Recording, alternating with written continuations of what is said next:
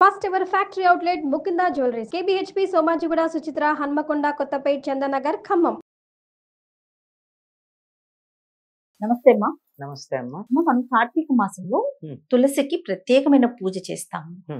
తర్వాత తులసి ముందే మనం దీపం వెలిగించటం, తులసి కళ్యాణం కూడా చేస్తారు. అవునమ్మా. వీటి యొక్క విశిష్టతలు ఏంటమ్మా? కార్తీక మాసంలోనే కృష్ణుడు తులసిని వివాహం చేపట్టాడు. వివాహం అని కాదు, అక్కడ చేపట్టాడు గనక మనం దాన్ని కళ్యాణంగా చేసుకుంటాం.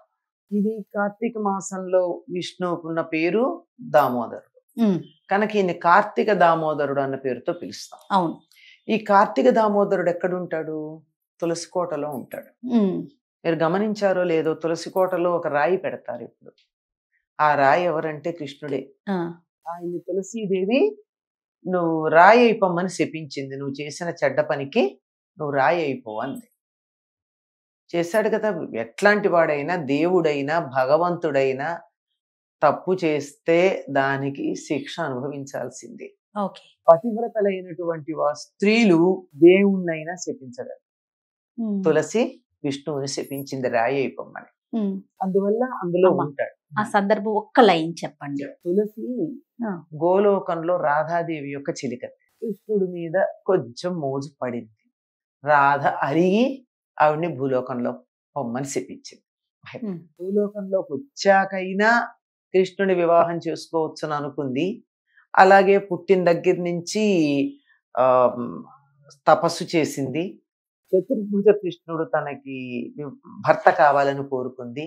కానీ బ్రహ్మగారు అది కాదు, నీ మీద ఇష్టం ఉన్నటువంటి సుదాముడు ఇక్కడ జన్మించాడు, ముందర అతడిని వివాహం చేసుకున్న తర్వాత నువ్వు అక్కడికి వెళ్ళగలవని చెప్పి బ్రహ్మగారు చెప్తారు. చెప్పినప్పుడు అతడు రాక్షసుడుగా జన్మించటం, రాక్షస వంశంలో జన్మించాడు. అతడిని సంహరించాలి అంటే తులసి పాతివ్రత్యం అడ్డొస్తోంది. అందుకని ఆవిడ పాతివ్రత్యం చెడగొట్టడానికి భర్త వేషం వేసుకుని వెళ్ళాడు విష్ణుమూర్తి. ఎందుకంటే శివుడు అతడితో యుద్ధం చేసి సంహరించాలి. ఆవిడ ఒక్క క్షణంలో భర్త అనుకుంది కానీ మరుక్షణం గుర్తించింది.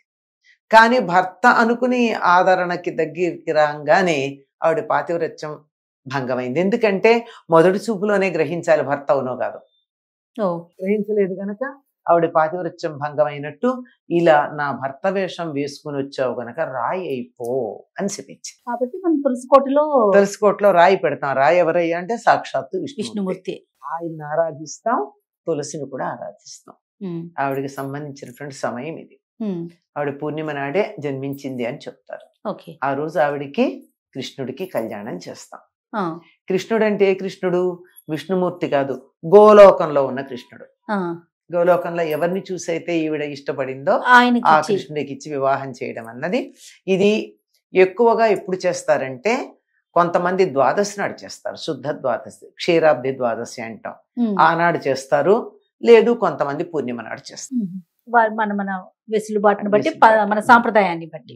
తర్వాత ప్రతిరోజు దీపం కూడా తులసి దగ్గర పెడతామమ్మా తప్పనిసరిగా. ఎందుకంటే ఎప్పుడు పెట్టాలి, ఇప్పుడు కూడా పెట్టాలి. నిజానికి ఇందులో ఆధ్యాత్మికత ఎంత ఉందో అంతకన్నా ఎక్కువ పర్యావరణం ఉంది. కారణం ఏమిటంటే తులసి చలిని తట్టుకోలేదు. చలికాలం వచ్చిందంటే ఆకులు రాల్చేసి చిన్నాకులు అయిపోయి దాన్ని నిద్రపోయింది అంటారు. ఆ తర్వాత కాస్త ఎండ రాగానే కోలుకుంటుంది. అందుకని కింద తులసి కోటలో కింద దీపం పెట్టామనుకో ఆ వేడి దానికి చాలా, అంతకన్నా ఎక్కువ అక్కర్లా. అదొకటి ఉంది. రెండోది, శీతాకాలం వచ్చేటటువంటి అనేక రకాలైన చిన్న చిన్న జలుబు, దగ్గు లాంటివి ఉంటాయే, అవన్నీ తులసి గాలికి పోతాయి. అక్కడ స్నానం చేసి వచ్చి ఇక్కడ తులసి దగ్గర దీపం పెట్టేస్తే ఏ రకమైనటువంటి దోషం లేకుండా అయిపోతుంది. అసలు మామూలుగా కూడా ప్రతిరోజు తులసి దగ్గర దీపం పెట్టాలి. ఎక్కడ పెట్టరు అని కనీసం ఇప్పుడన్నా పెట్టండి అని చాలా గట్టిగా చెప్తారు అన్నమాట. ఈ వంకనన్నా పెట్టమని చెప్తారు తప్పనిసరిగా. తులసి తనని శపించినందుకు విష్ణుమూర్తి ఏం కోప్పడలేదమ్మా, కోపం తెచ్చుకోలే. ఎందుకంటే తాను చేసిన పని సరైంది కాదు. అయితే లోకోద్ధరణ కోసం చేశాడు, అది వేరే మాట. శంఖచూడు అనేటటువంటి వాడిని సంహరించాలంటే తులసి యొక్క పాతివ్రత్యం భంగం కావాలి. శంఖచూడు తులసి యొక్క భర్త దానవరాజు. కానీ వాడు కూడా కృష్ణ భక్తుడు. వాడి కృష్ణ కవచం అవుతుంది మెడలో. అది ఉన్నంత కాలం వాడిని ఎవరు ఏం చేయలేరు. అంచేత బ్రాహ్మణ వేషం వేసుకెళ్ళి అది అడిగి తీసుకున్నాడు. ఆ, ఆ తర్వాత వెళ్ళి తులసిని ఈ రకంగా మోసం చేశాడు. కానీ తను 2 తప్పులు చేసినందుకు శపించింది, తప్పేం లేదు. ఆ, అందువల్ల ఏమీ అనలేదు.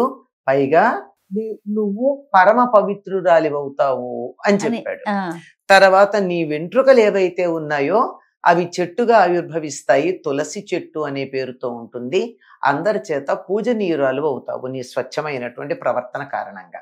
ఓ, అంటే శాపం తీసుకున్నటువంటి ఆయన వరమిచ్చాడే తప్ప ఎక్కడ తిరిగి కూడా ఆ, ఏమీ అనలేదు. ఆయనకి చిన్న తులసి దళం సమర్పించిన చాలు, చాలా అంతే కోరుకుంటాడు అంటారు. కదమ్మా. ఎందుకంటే చెప్తారు, ఎన్ని పూలున్నా ఎన్ని రకాల పూలున్నా ఒక్క తులసి దళం లేకపోయిందంటే ఆ పూలతో చేసిన పూజ వృధా అని చెప్తారు. ఆ, పుష్పసార దానికి పేరు. పుష్పసార.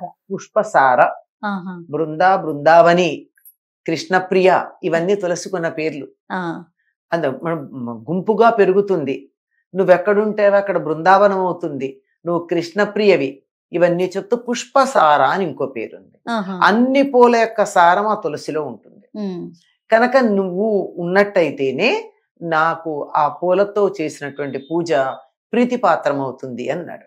ఉమ్, అంటే సత్ప్రవర్తన ఉన్నటువంటి వారు ఆ, తనని తప్పున్నప్పుడు ఏదన్నా అంటే కూడా భగవంతుడు కోపం తెచ్చుకోడు, వరమిస్తాడే తప్ప. ధర్మం అన్నది అంత ప్రధానమైనది.